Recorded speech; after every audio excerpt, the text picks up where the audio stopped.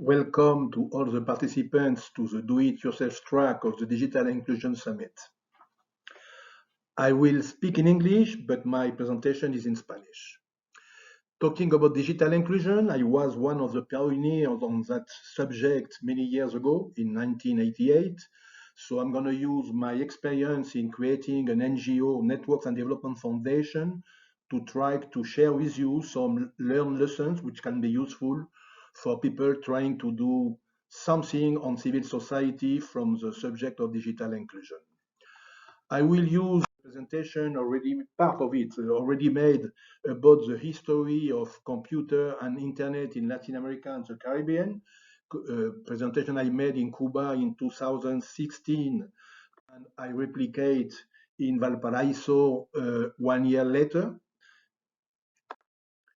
The presentation is about the prehistory of the internet in Latin America and the Caribbean from the experience of Network and Development Foundation. The period is 1988-1995. So Funredes was born in 1988 and stopped activities recently in 2017. Anyway, the website is still alive, so all the history is still accessible. I was also the secretary executive of MAIA, another big NGO, the World Network for Linguistic Diversity. And I have worked for Union Latina, an international organization which was small and have NGO style type of development. Today I am a consultant, and since 1988 I am keeping the head of the Observatory of Linguistic Diversity and Cultural Diversity on the Internet, trying to measure the space of language on the Internet. History of civil society organization are always history of passion, innovation, tension, conflicts, and people. To be not only the dreamer, but to be the dream itself. That's about it. How do you do virtual archaeology? You use all websites like Gopher. You use the Wayback Machine of archive.org to find information which was in website which may have. As myself, I was born in Morocco, in Casablanca. I study in Nice. I work in Nice in IBM. Then I work in United States in Research Triangle Park. Before I met Santo Domingo, and I decided to change my career from big companies to cooperation and NGO. My teams in IBM were Videotex, BitNet, Open System Interconnection.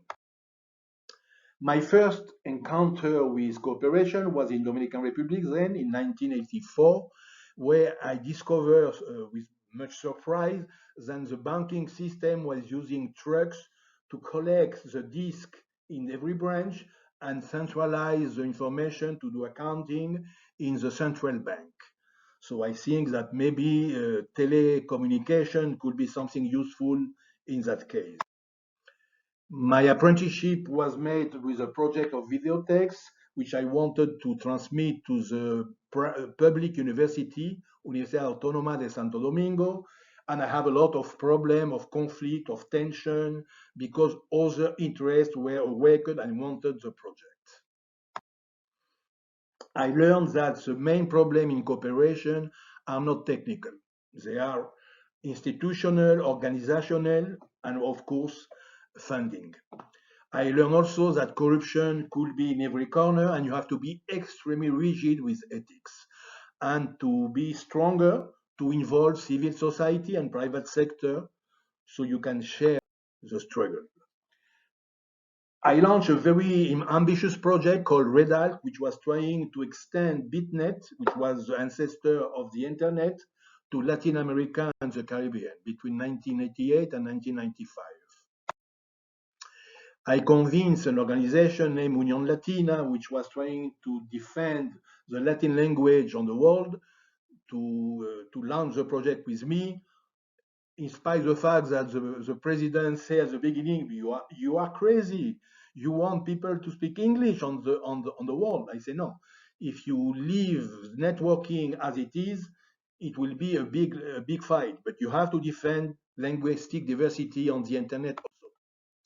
The three main players of the project were UNESCO, Union Europea, and Union Latina. And my challenge were to convince the three players to work together, to put funding, to localize the concept. You cannot come with Europe with the idea preconceived of how you do it, and to overcome the many obstacles which will be on the way. So institutional challenge, methodological challenge, and geopolitical challenge. I will talk about the methodological challenge. We have clearly a vision centered on user. We try to construct human network and institutional network before technical network. And inspired the fashion was to talk bottom up in networking. We have to impose a vision of process. The methodology was very clear about hierarchy of priority. Even if you got the good technical, even you got the funding, even if you are well organized, if there is no institutional will, you will not succeed. So you have to fix the problem in this order. Doing work in digital inclusion is not only a question of action, it's a question of research because it's a new field with a lot of innovation. So you have to think in terms of research action. Develop a concept, try it on the field, evaluate the result, and modify the concept and evolve like that. We did a 2 year feasibility study, which was much more than a study because we did a lot of projects on the way, including national network in Peru in 91, in Dominican Republic in 92, and in Haiti in 93. We put also the base of one of the first virtual community, and we tried to develop a lot of projects to help the Caribbean get into the internet. It is an history of many struggle and conflicts. I will not come into details. Why so many conflicts? Two main causes: geopolitical cause, directly or indirectly, because there were very strong interests. United States wanted to control the internet, European Union wanted to fight back, and also many struggle of gateways versus gatekeepers. What do you mean? Gateway are the people who take information and relay it. Gatekeeper use information as a power and don't leave anybody else control the information. This is the history of the internet and digital inclusion. What happened in the second period, 95, 2017, many things happened. We got a very successful period between 2000 and 2010 with a big project called Mystica, which was making a virtual community of thinkers on the theme of social impact of the internet in Latin America. We were one of the players in the World Summit of Information Society, and many funding came in to have 20 people staffed in the NGO and to manage many projects. Then we got what I call the post-crisis depression, no more funding to projects. We try to survive as a think tank, and finally we have to close the NGO because there were no way to keep projects. What did we learn in the way? The integration of the Caribbean through ICT is a long way. Information literacy is absolutely a key item in digital inclusion. Connecting people technically is not really the end. If you want everybody to be connected, you have to think about language localization because people have to be connected in their language, and you have to see how people understand the different challenge of the internet to use it in a meaningful manner. I consider that the orientation take from ICT for development into internet governance was not a good thing for the South. We have to open space for South-South cooperation because we understand each other better.